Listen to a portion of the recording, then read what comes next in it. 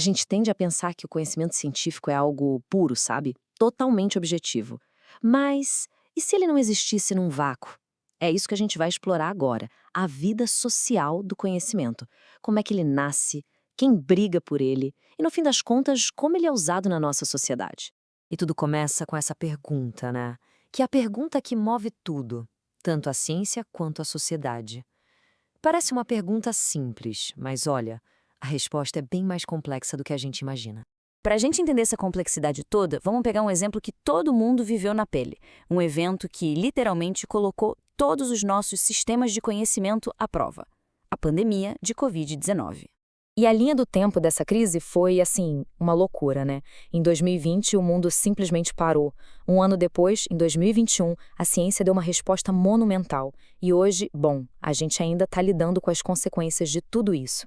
E essa imagem aqui, ela mostra perfeitamente o esforço humano por trás de todos os gráficos e números. A gente vê a ciência acontecendo ali, em tempo real. Uma pessoa, num laboratório, buscando uma solução que podia salvar milhões. É esperança, sabe? Personificada no conhecimento. E a resposta da ciência no começo foi, nossa, foi heróica mesmo. Cientistas do mundo inteiro se juntaram, compartilhando informações em tempo real. Foi um momento de colaboração global que a gente nunca tinha visto antes. Tudo por um único objetivo. Então pronto, várias vacinas eficazes criadas em tempo recorde. Parecia que a ciência tinha resolvido tudo, né? Problema resolvido, certo? Bom, não foi bem assim. A história não acaba aí não. Pois é aqui que a história começa a ficar mais complicada. Porque uma coisa é criar o conhecimento. Outra, completamente diferente, é quem controla esse conhecimento e como ele é distribuído. E isso revela um conflito que nem sempre está na superfície. Olha só que interessante. Aqui a gente vê duas ideias totalmente opostas batendo de frente. De um lado, aquele espírito de colaboração global, de todo mundo trabalhando junto pelo bem comum. E do outro, um sistema de patentes que pega esse mesmo conhecimento e o transforma em propriedade privada exclusiva. Então, o que é uma patente afinal? Basicamente, é um documento legal que dá exclusividade para alguém. No caso da pandemia, isso queria dizer o seguinte: a fórmula da vacina existia, mas nem todo mundo tinha permissão para fabricar. E aí surge o grande dilema, o ponto central da questão. De um lado, a urgência da saúde pública. Do outro, o controle privado, com interesses comerciais, de uma tecnologia que podia salvar vidas. Mas olha só, nem todo mundo seguiu essa mesma lógica. Alguns países, como o Brasil, por exemplo, tomaram uma decisão política e autorizaram a quebra temporária dessas patentes.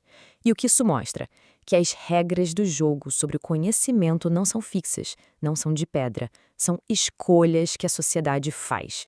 Ok, então vamos dar um passo para trás agora, saindo um pouco do exemplo da pandemia, porque o que essa crise toda ensinou, na verdade, revela uma verdade muito maior, muito mais universal, sobre a natureza do conhecimento.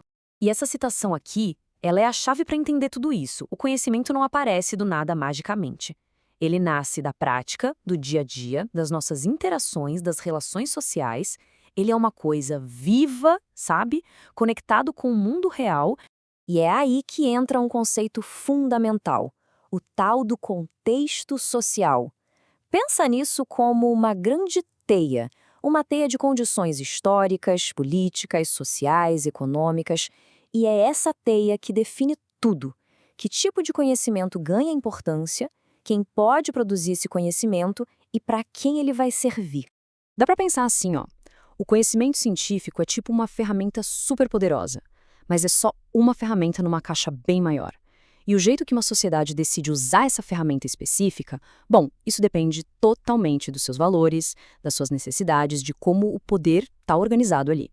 Então, o que a gente tira de tudo isso? Primeiro, que o conhecimento nunca é criado no vácuo, nunca é neutro. Ele está sempre ligado ao seu tempo e lugar. E entender esse contexto todo nos ajuda a enxergar os limites, mas também as possibilidades, de cada tipo de saber. É por isso que as ciências sociais são essenciais, elas nos dão as ferramentas para analisar tudo isso. E isso tudo nos deixa com uma pergunta para pensar, né? Se todo conhecimento é filho do seu tempo, que tipo de saber, que tipo de soluções a gente está criando agora para lidar com os desafios de hoje? O que o futuro vai dizer sobre o conhecimento da nossa era?